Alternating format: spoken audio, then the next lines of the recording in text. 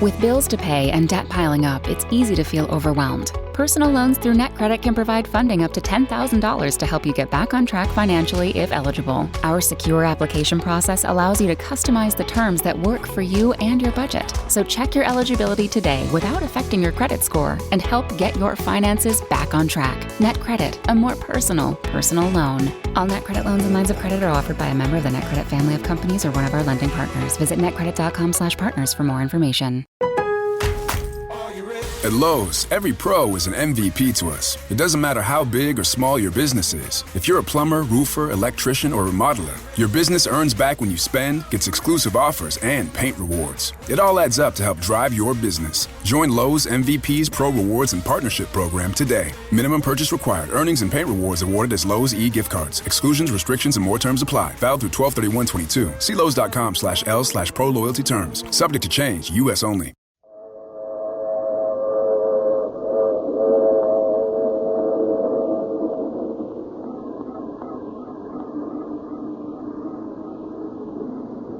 The Mutual Broadcasting System presents The Mysterious Traveler.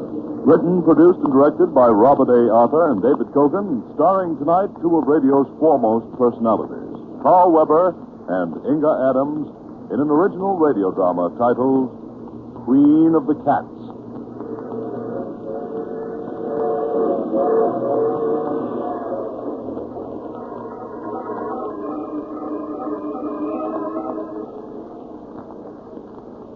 This is the Mysterious Traveler, inviting you to join me on another journey into the realm of the strange and the terrifying.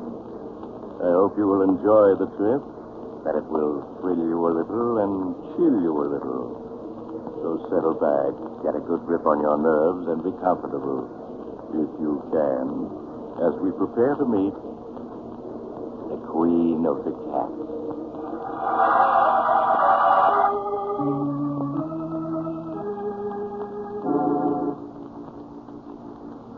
Our story begins late one night in a large New England town. Jane Elliott, an attractive girl in her early 20s, hurries down a quiet and darkened residential street. Finally, she stops before a large colonial house with a nameplate on the door, Dr. George Richards. She hesitates a moment, then rushes up the few steps to the door.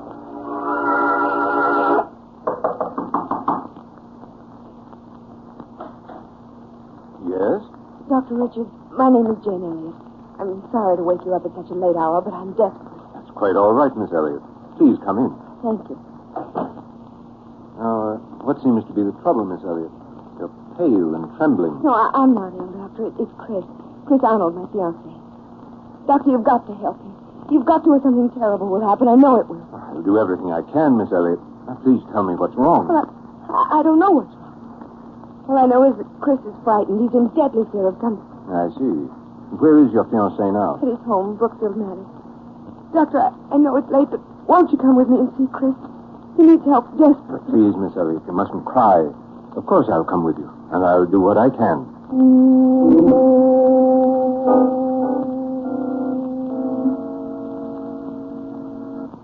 If you will follow me, Doctor, Chris's room is this way. All right. Oh, tell me, Miss Elliott, aren't there any servants in this huge house? No, Doctor. Chris dismissed them all 2 months ago, except for a cook who's here during the day. He lives alone. Here we are, Doctor. Who is it? Chris, it's Jane. Just a minute. Jane, I've asked you before not to... Who's he? Darling, this is Dr. Richards. Doctor, this is my fiancé, Chris Arnold. How do you do, Mr. Arnold? Why the devil did you bring him? I don't need a doctor. Please, darling, I couldn't stand to see you. Forgive me, Mr. Arnold, but it's obvious to the most untrained eye you do need a doctor. Chris, please tell the doctor what you're afraid of. I'm not afraid of anything. I'm afraid that's not true. Your eyes are twitching, and you keep glancing around the room nervously. Mind your own business. People who are ill are my business.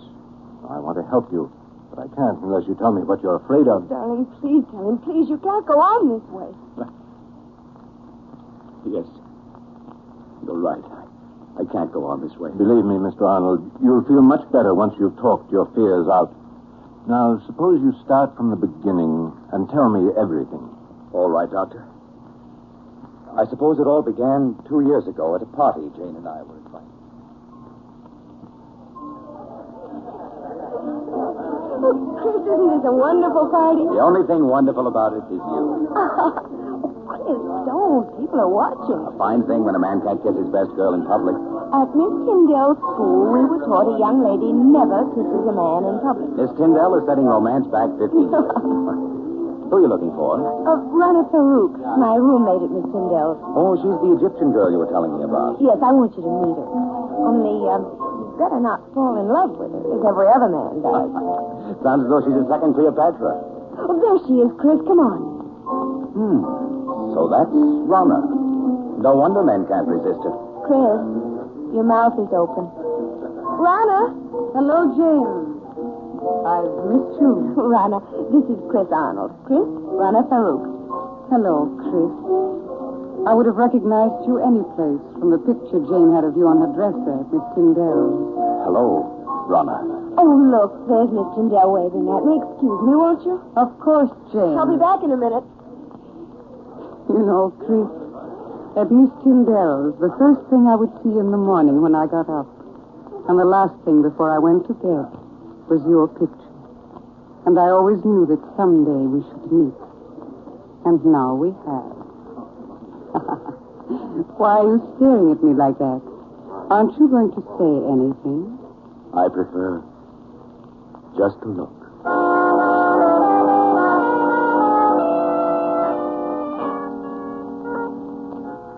Even now, Doctor, 2 years after our first meeting, I find it difficult to describe how beautiful Rana was.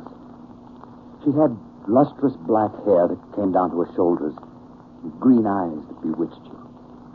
When she walked, she was so lithe and graceful that every eye in the room followed her.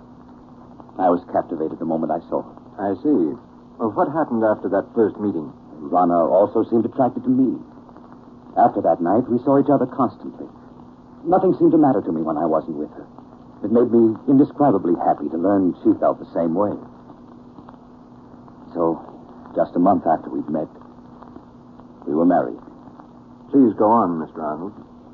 In the months that followed, I began to see Rana not as the image I had been infatuated with, but as she really was.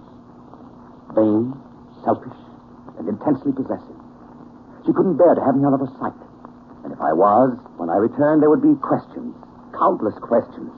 I began to dread seeing her. And then there were the cats. The cat? Yes, she had an insane passion for them. When Rana and I were at school together, Doctor, she always had a few cats around. She said she couldn't live without them. The house was always full of cats. She'd sit for hours stroking them, whispering to them, until I thought I'd go mad. Life became a nightmare for me. A nightmare full of cats. And Rana asking questions, endless questions, as to where I'd been and whom I'd seen. Finally, one day I realized I couldn't go on living with her any longer. That our marriage had been a mistake. I decided to tell her so that very evening.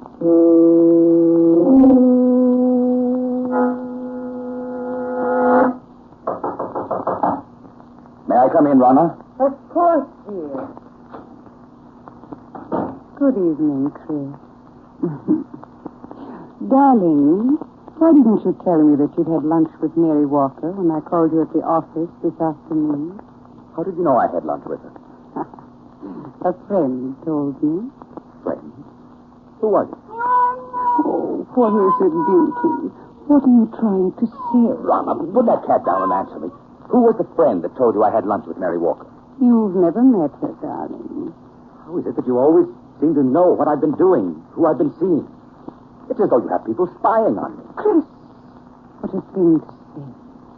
Now, please hurry and change, or we'll be late for the Hopkins party. Something strange about the way you always know what I've been doing. Sometimes I suspect... Chris, look out!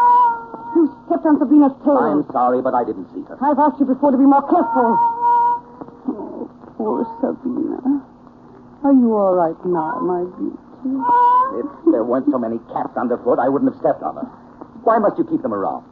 Because I love cats. They're beautiful, sacred. Thousands of years ago, my ancestors worshipped the cat. When you speak like that, you almost look like a cat.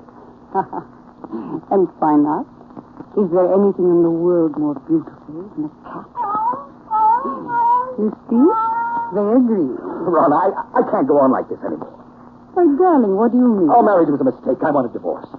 Chris, you can't be serious. Oh, I am, Ronna. Dead serious. I love you, Chris. And I won't give you up. You are mine, darling, and you'll always be. Nothing shall ever separate us.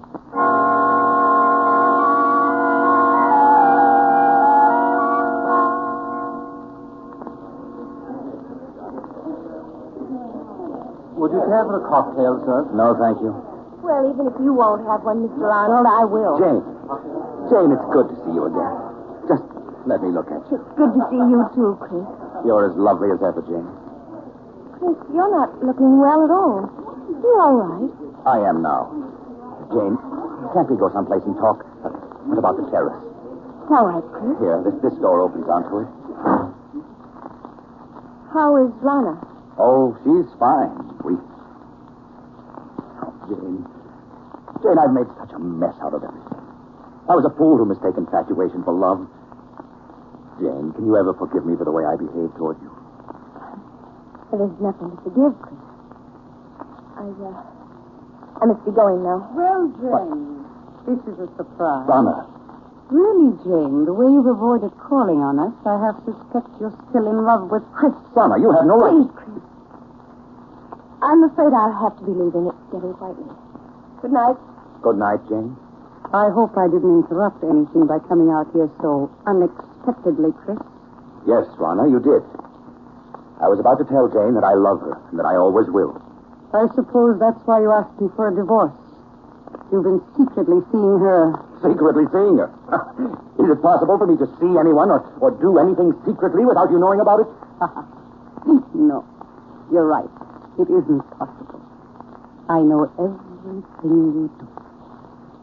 So I would forget Jane if I were you. Ronna, how could you possibly want me, knowing how I feel about Jane? You've got to give me a divorce. I'll never give you a divorce. Never, do you hear? You're mine, and you always will be.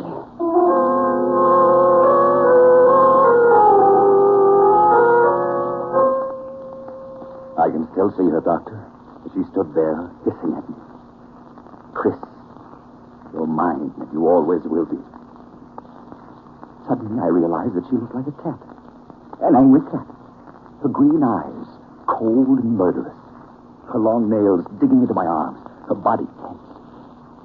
For a moment, I thought she was going to scratch my eyes out. After that night, I hardly spoke to Ronna. I treated her as a stranger.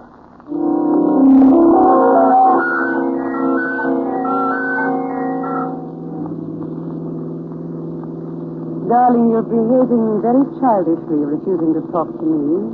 It's been a month now. Why are you slowing down? I want to talk to you, Chris, and I can't talk to you while I'm driving. There's no point in your stopping. We have nothing to say to each other. Oh, but we do, darling.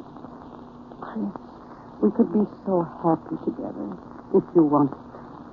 You know how much I love you. I'd do anything to make you happy. Anything. Anything? Then you can give me a divorce. So you're still thinking of her? Hoping I'll give you a divorce so you can marry her? Well, I won't. You hear? I won't. I think we'd better be moving along. Chris, you haven't any right to treat me like this. I'm your wife. Only in the eyes of the law, not in my eyes.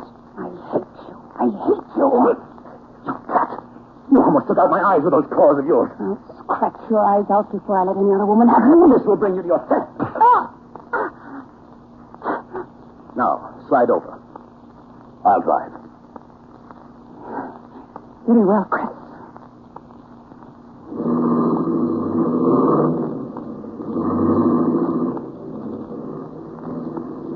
You think you've beaten me, Chris, but you haven't.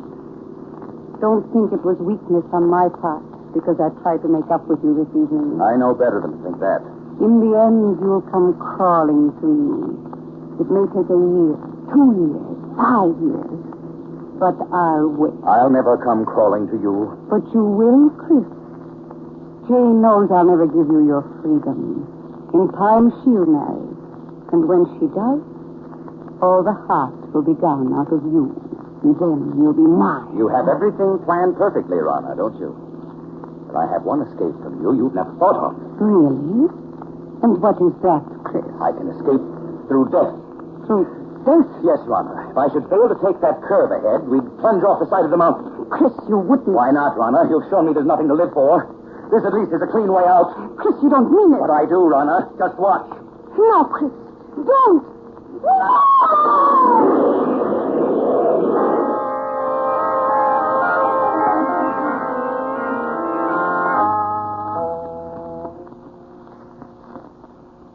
When I drove the car over the side of the mountain, Doctor, I thought Bryna and I were going to our deaths. But fate decreed otherwise. When I recovered consciousness 48 hours later, in the hospital, I learned it was only Ronald who died. Yes, I recall reading about it in the papers. It was a miracle that you survived. Yes, for weeks they despaired of saving me. But at the end of 8 months, I walked out of that hospital. It was just a week after I was discharged that I ran into Jane on the street. Chris. Oh, Chris, it is you. Jane. Chris, I heard about your accident just a few days ago when I got back from California. Jane, you always seem to pop up just when I need you most. Oh, dear, you look so much older. These past months must have been so difficult. I don't want to look back at the past, Jane, but only to the future. The future I once hoped we'd share. And still do.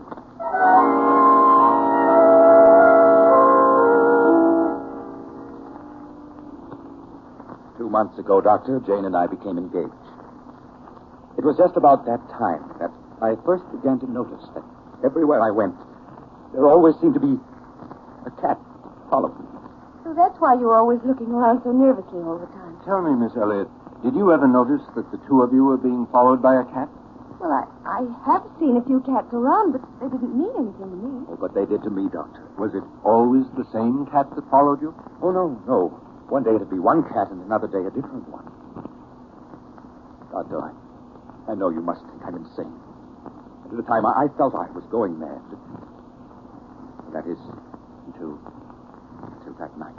What night, Mr. Arnold? The night I saw her.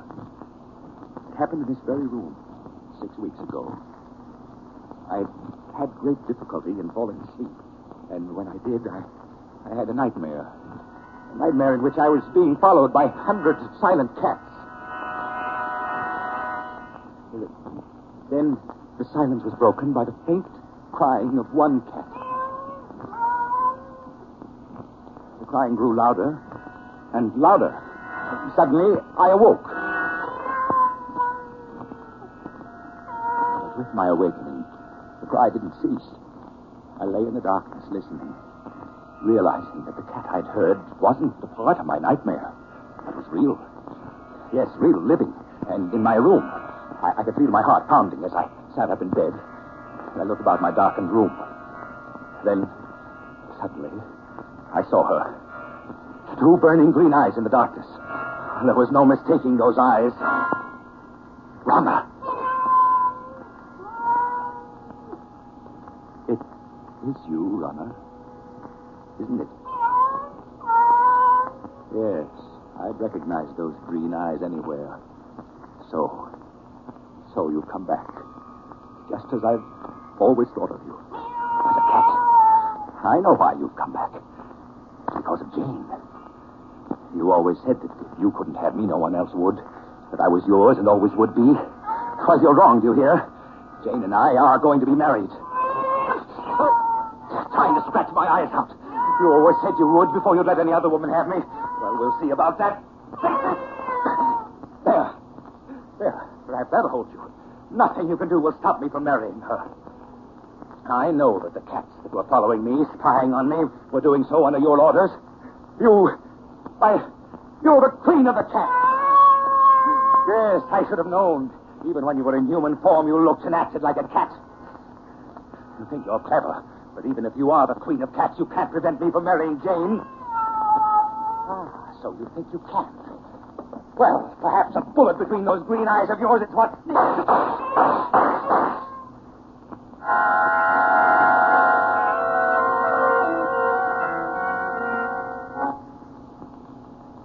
I emptied the gun at her, Doctor. Then turned on the light. There was no sign of her.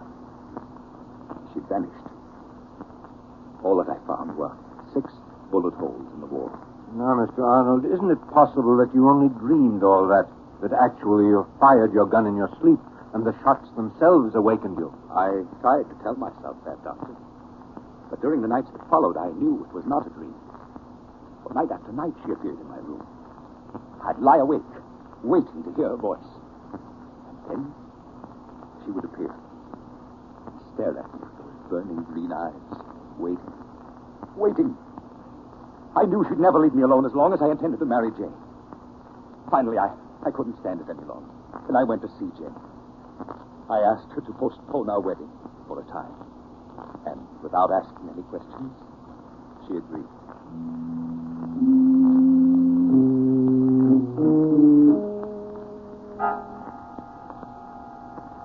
Doctor, the night I put off my marriage with Jane was the first night that Rana didn't appear, and the first night in a week that I was able to sleep. Chris, why didn't you tell me that night what was troubling you? I was afraid you wouldn't understand, Jane, that you might think I was mad. Do you think, Mr. Arnold, that she didn't appear again because you had postponed your marriage to Jane? I know it. Weeks went by. Weeks in which I was able to sleep soundly without being awakened by her. I came to think that perhaps it had all been part of a horrible nightmare, and that I was over it at last. Then, a week ago, I asked Jane to set the date for our wedding. She did so, and that same day we took out a marriage license. Doctor, Chris looked so much better that I thought he'd gotten over what was troubling him. So did I. But the night after we'd applied for a license, she appeared again, in this very room. And you've seen her every night ever since? Yes. She just keeps staring at me with those green eyes. Waiting. And Doctor, I have a feeling something horrible will happen if I attempt to marry Jane. You still have the marriage license? Why?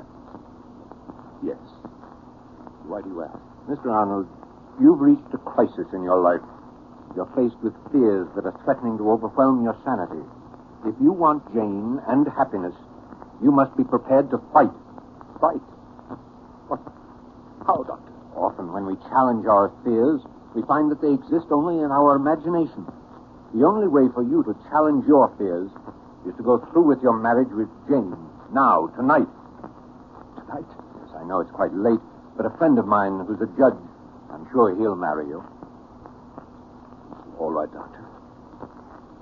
Jane, will you marry me? Tonight? Oh, yes, Chris. Yes.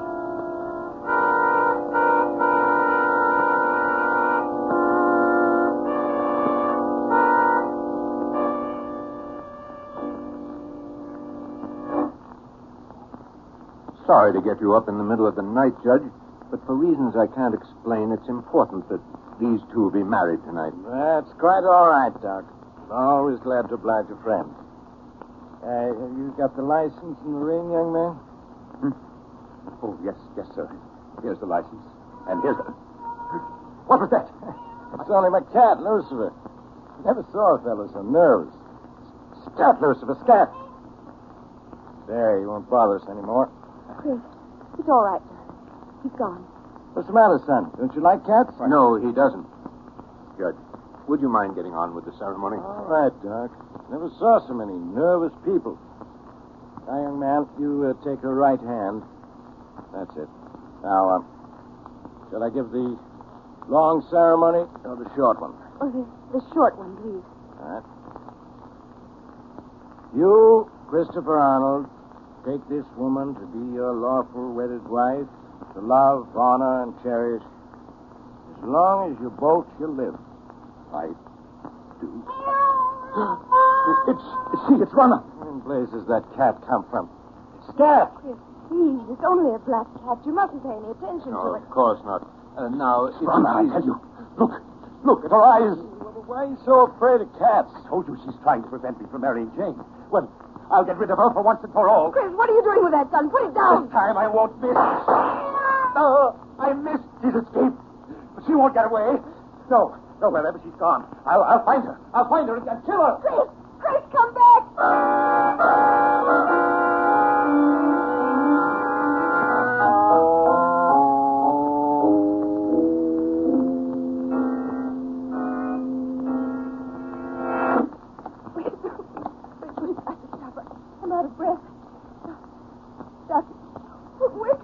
No, Miss Elliot. You can't be far off. We'll find him. There isn't a soul in sight. Doc, you sure he isn't crazy? Please, Judge. Well, he sure acted like he was. Pulling out that gun. Listen. Doctor, that must be Chris firing that gun. Yes. Come on. Those shots came from close by. But, Doc, there's no one inside. I think those shots came from that driveway just ahead. Hurry, please, hurry. Well, we better take it easy now, Doc. This driveway's in complete darkness. Yes, you're right. Can't see a thing. So, Doc, have you got any matches, Doc? Oh, yes. Wait a minute. I'll strike one. Afraid it isn't much of a help. Doc, look. Dead cat. What? Oh, yes. It was shot to death. Look. Here's another one that's been shot to death.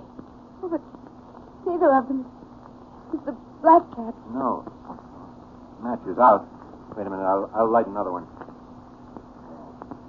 Come on. Doc, isn't that somebody lying over there? Chris! No, Miss Elliot. You stay with the judge while I look. All right, Doctor. This would never have happened if I hadn't agreed to marry. I was afraid. So afraid. Doc, is it Arnold? Yes, it's him. He's dead, isn't he? You can see it in your face. Yes, Miss Elliot. He's dead. Doc, I don't understand. What happened to him? He's been clawed to bits, as if by hundreds of cats. His face has been torn to shreds, and his eyes...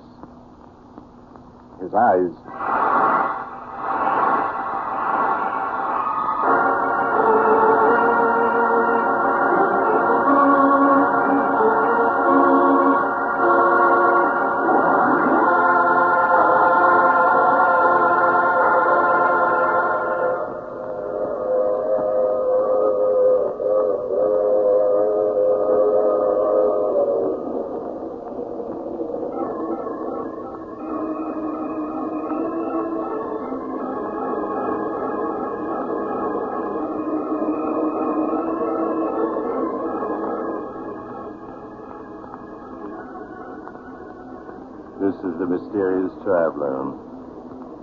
Did you enjoy our trip? Too bad about Chris Arnold, wasn't it? Seems there just isn't any escape from a jealous woman, particularly when she's the queen of the cats. You know, strangely enough, at Chris Arnold's funeral, just as the coffin was being lowered into the grave, the mourners suddenly noticed a black cat with green eyes sitting on the edge of the grave, quietly licking its paws. That cat simply couldn't be driven off. Now, I recall another case in which two ghosts got together and decided, "Oh, you have to get off here. I'm sorry. But I'm sure we'll meet again. I take this same train every week at this same time."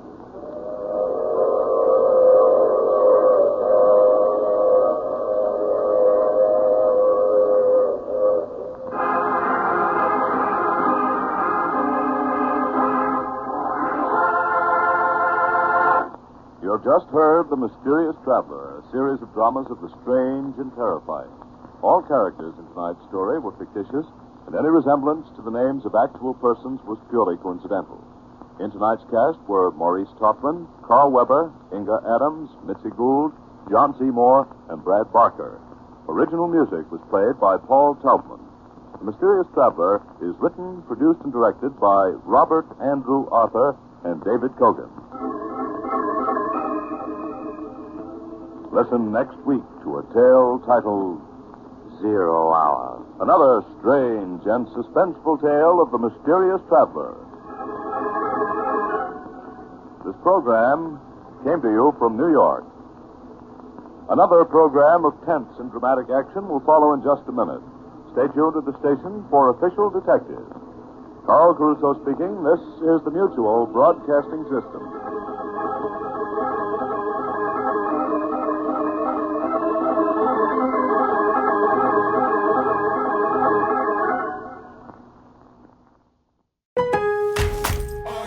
At Lowe's, every pro is an MVP to us. It doesn't matter how big or small your business is. If you're a plumber, roofer, electrician, or remodeler, your business earns back when you spend, gets exclusive offers, and paint rewards. It all adds up to help drive your business. Join Lowe's MVP's Pro Rewards and Partnership Program today. Minimum purchase required. Earnings and paint rewards awarded as Lowe's e-gift cards. Exclusions, restrictions, and more terms apply. Valid through 12/31/22. See Lowe's.com/L/Pro Loyalty terms. Subject to change. U.S. only.